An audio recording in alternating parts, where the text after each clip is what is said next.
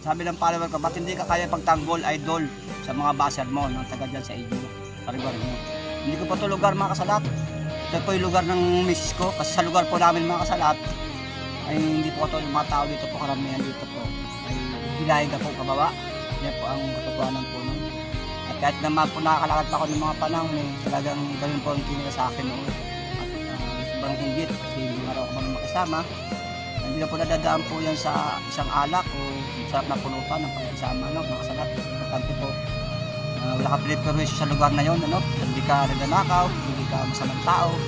At bukod pa nga doon mga salat, sabi nila ako, head killer daw ako, ang trabaho ko. Grabe po ang palalayat dito sa lugar ng misis ko. Kaya ginagawa ko na lang po, sila lang po ginagawa ko inspirasyon para sa pagpatuloy po sa mga anak ko at makamit ko ang pangarap ko. Kaya yan mga salat, nagagawa nga pala ako ng gapahan ng aking pipino. Nagagawa ng poste.